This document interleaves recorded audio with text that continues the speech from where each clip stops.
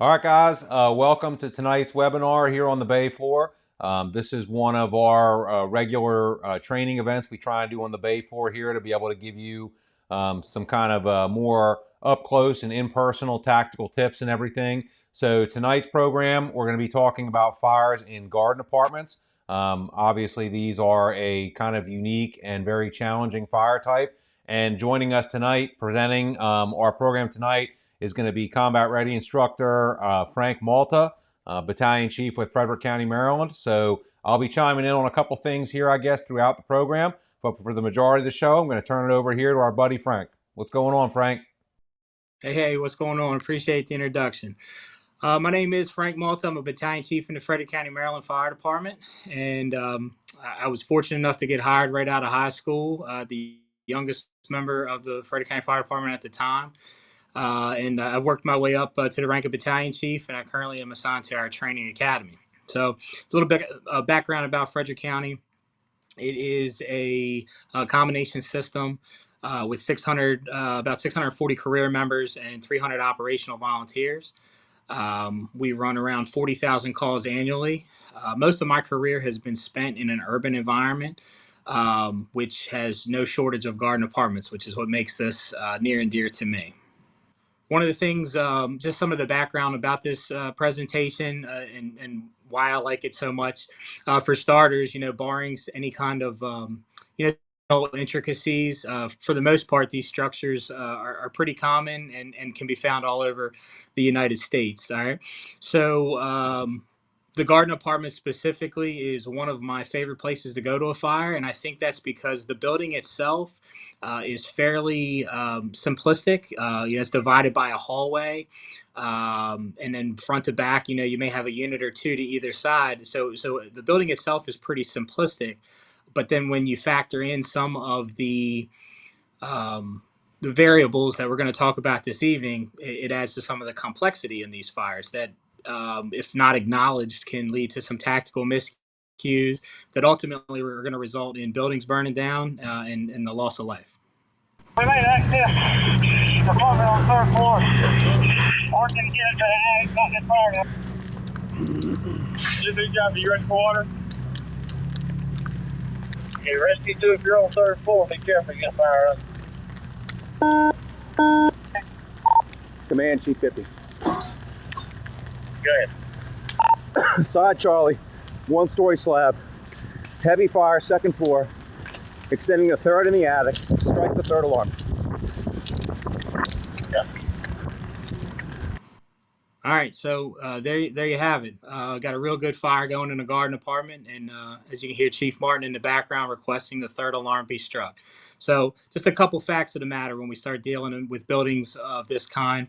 The lower the floor of fire, the bigger problem you have, which is kind of the case with most fires. But this fire specifically is likely to go extra alarms simply because of the number of tactical positions that you need to cover. All right, so what makes a garden apartment? Typically, a garden apartment is going to be 3 to 4 stories in height. There are 2-story varieties of them as well. They are of non-combustible or lightweight construction and feature anywhere from 2 to 6 apartments per floor and have a central stairwell. All right, so what are some of the things that make garden apartments unique? Well, for starters, their occupancy, the access. Some of them are not situated directly off of a parking lot. They feature a variety of different stairwells that can contribute to some of the challenges and how fire spreads throughout these structures. So we talk about occupancy, let's just, from a minimalistic approach, if there's 12 apartment units in that building and each apartment contained one person, which we know is seldom the case, right out the gate, 12 people live there within this one building. So, we got to factor that in, and really, unlike a lot of places, not that we ever defer the search because of time of day, but it is not out of the question to have a large number of rescues at any time of day. I've ran garden apartment fires where, you have 6 or 7 rescues in broad daylight at lunchtime, and I've ran them where you have 6 or 7 rescues after midnight. So depending on the type of neighborhood you're in and we'll say the clientele of people that live there, it can go a multitude of ways when it comes to the occupancy. So the 360 on these buildings, we're emphatic about the 360, and a lot of times on structures of any size, it can be start to be kind of difficult to accomplish. That being said, because the garden apartments, a lot of them feature a front and rear entry door into the stairwell. The traditional 360 doesn't necessarily occur. However, you got a advantage of the front based on your positioning. Typically, you'll see a side or two on your approach, but then where you can shoot through that stairwell to get a view of the rear. And I got a video here kind of illustrating that.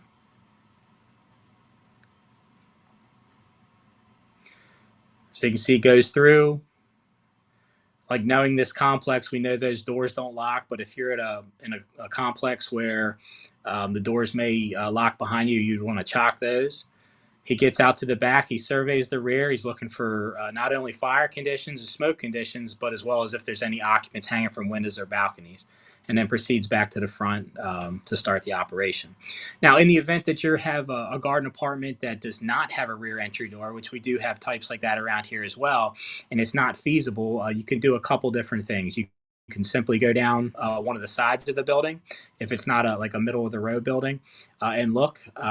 Or in some instances, you're going to have to refer on another company, right? So the conversation there is, do your SOPs have, is it designed where you have companies reporting to the rear that can communicate those conditions upon their arrival?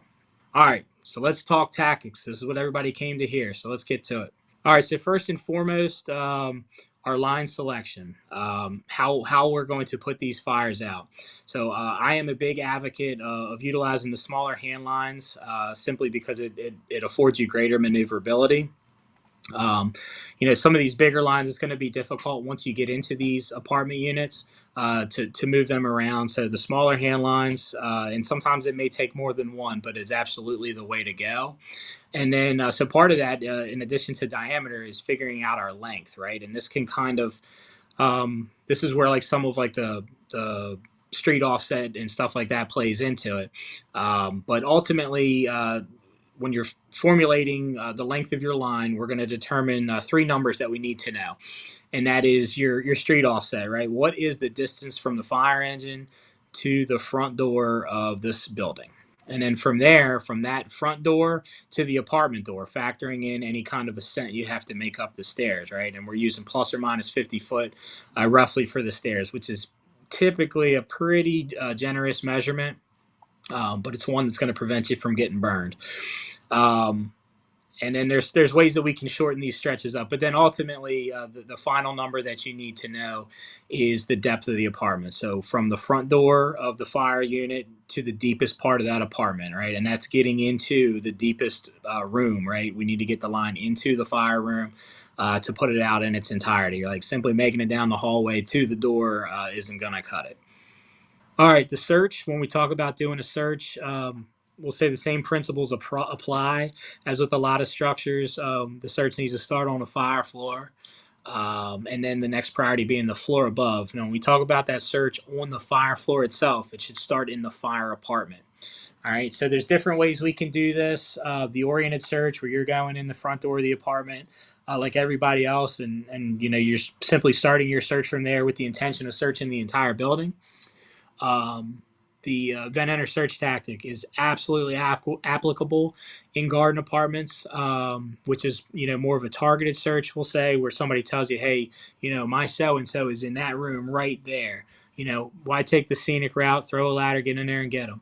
And then also worth mentioning is both of these searches can be occurring simultaneously, where you have somebody diving windows. As well as people pushing in to get the rooms that the windows typically aren't going to get you to, like your living room or bathrooms and stuff like that. So that's kind of the spiel on search. But absolutely expect a lot of people, just because it's a 2-bedroom apartment doesn't necessarily mean you're only going to be looking for 2 people. I've seen these apartments where they, it's nothing to have 8 to 10 people living in a single apartment.